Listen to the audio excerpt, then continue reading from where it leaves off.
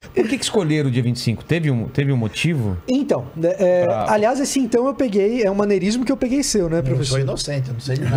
Agora, quando fazem a pergunta cabeluda pra ele fala, então. Pra pensar um pouco, né? Não tem resposta, né? Então, Mas então, o dia 25 de dezembro, ele tem uma representatividade de calendário. Então, o que acontece? Quando a gente fala do nascimento de Jesus, como o Berloffa estava comentando, a gente não tem uma data específica, não tem como... A gente falou da certidão de nascimento, não tem como a gente voltar nisso.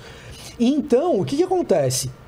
Quando a gente começa, como cristandade, a entender o nascimento de Jesus como algo importante, escolhe-se uma data, tá?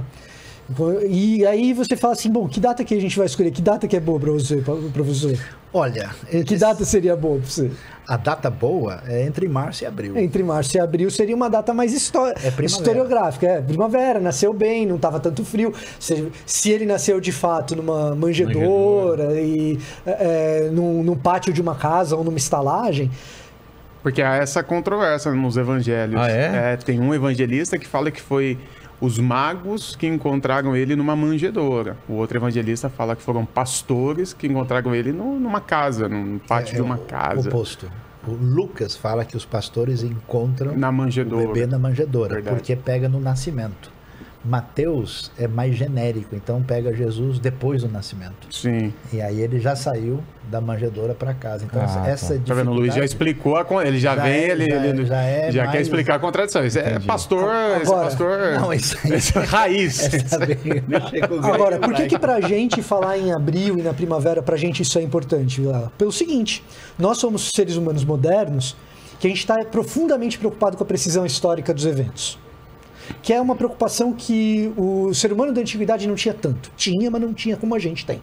Então a gente... O que a não gente... tinha? Não tanto quanto nós. Então o que acontece? A gente passou por um treco chamado iluminismo. Esse negócio chamado iluminismo é um treco inédito na história da humanidade. A verdade está na matemática. Né? A verdade está na matemática, está na ciência, a verdade está...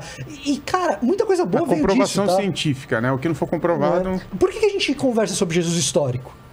Porque teve uma turma, essa turma do século XIX, do Reimarus, que o professor estava falando, que olhou e falou o seguinte, olha, para existir validação dessa narrativa de vocês aí, eu preciso validar isso pelo método científico. E o método historiográfico que se tinha na época dispunha de poucos recursos, mas era o que tinha, e se eu não consigo provar historicamente as coisas a respeito de Jesus, eu nem considero isso verdade, isso daí é um conto da carochinha. Então, para nós, quando eu pego e respondo assim, para mim é conveniente datar o nascimento de Jesus ali por abril, ali por março, a gente olha para trás e olha para os eventos do nascimento de Jesus, faz muito sentido que seja. Agora, um humano antigo, ele fala assim, eu preciso datar, comemorar um nascimento de uma figura importante. O que eu vou escolher? Ele não está tão preocupado assim com a coerência interna das narrativas e tentar imaginar, não, foi mais ou menos nessa época aqui. Ele vai olhar pro calendário dele e ele fala assim, esse cara aqui é muito importante, é o mais importante. Que data que eu tenho aqui que é importante pra caramba? E aí, sociedades agrárias vão olhar para as datas que dizem respeito a equinócio, solstício, datas que são referenciais para plantio, e vão chegar numa conclusão. Opa, 25 de dezembro parece uma data boa. Então, uma parte substancial de todas as datas importantes vão ter a ver com plantio na antiguidade. 25 de dezembro é uma delas. Que é referente ao quê? É o dia mais curto do ano. Ah, é? Porque os antigos tinham um pavor muito grande do inverno. Porque a galera morria. Você não tem tanta possibilidade assim de vencer um inverno rigoroso. Então eles clamavam pelo sol e pelo retorno da primavera e do verão. E aí, o que acontecia? Eles, o fogo, né? Por que a Olimpíada tem uma tocha? Por que o símbolo de Roma antiga é o fogo? Porque é exatamente essa questão, né? Que é tão forte no ambiente europeu. Então, na Europa antiga, você tinha o dia mais curto do ano. A partir daí, o dia começava a vencer a escuridão de novo. Era o Natalis Solis Invictor. Consequentemente, o pessoal falou, peraí, mas a Bíblia não fala que Jesus ia ser o sol da justiça? Aí a galera falou, olha, então quem significa essa vitória da vida, que aliás tem a ressurreição, da luz, foi daí. em relação Agora, à noite. tudo indica, até porque quando Jesus está em Jerusalém, e ele está muito certamente na época da Páscoa, ele está conversando com os doutores da lei, porque o pessoal ia 3 vezes por ano para as festas de Jerusalém. E a conversa dele com os doutores da lei tem a ver com o seu bar mitzvah, quando o menino judeu se torna emancipado. Então é possível que a sua data de nascimento esteja relacionado próximo com uma festa. E juntando isso com a primavera, a época próxima do nascimento razoavelmente considerado seria março, abril, que é mais razoável. Mas a tradição consagrou dezembro.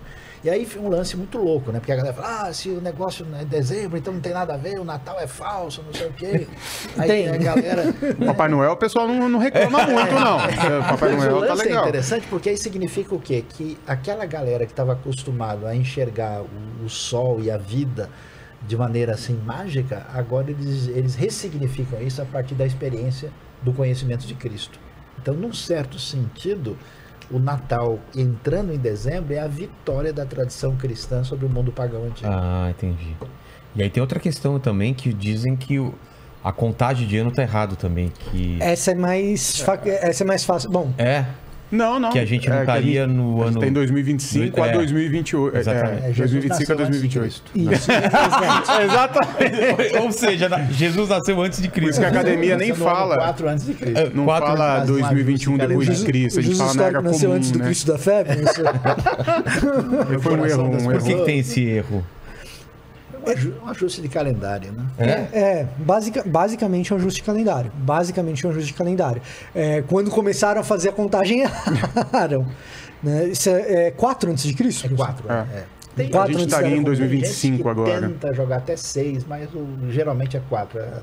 O chamado calendário juliano, gregoriano, houve um ajuste e o pessoal acertou no meio do caminho. Entendi. Foi um erro. Porque Então a gente tem uma margem de 4 anos aí de erro. Sim, Sim. que pode ser até 6 ou É? 7. Entre 6 e 4. Mas a maioria das pessoas falam 4. Então a gente estaria em 2025 No Novo agora. Testamento é muito legal, né? A Bíblia é show de bola, né? É impressionante, porque mesmo que ela não tenha essa mentalidade cientificista, né? Aquela coisa iluminista, ela tem digamos, um realismo crítico significativo. De modo que Lucas, por exemplo, ele é muito preciso. Ele cita o César Augusto, Quirino era governador da Síria, tem detalhes assim em que fazem mente a possibilidade de você colocar a coisa no eixo assim do tempo e do espaço. Então a coisa não é que a galera quando lê assim, lê muito do ponto de vista só espiritualizado, muito místico assim, muito maionésico o negócio, né? Mas quando você presta atenção nos detalhes de geografia, de história e linguístico, tem coisa pra caramba. Uma vez eu estava numa viagem dessa para Israel e a pessoa começou a ver e falou: nossa, quer dizer que o negócio aconteceu mesmo? Eu pensei que tudo era uma parábola. Como assim parábola? Nossa! Tá vendo essa escadaria aqui? Essa escadaria entrava no templo. Isso aqui é a entrada da parte sul. Nessas escadas, com toda certeza, Jesus e os discípulos pisaram. É mesmo? Mas chora.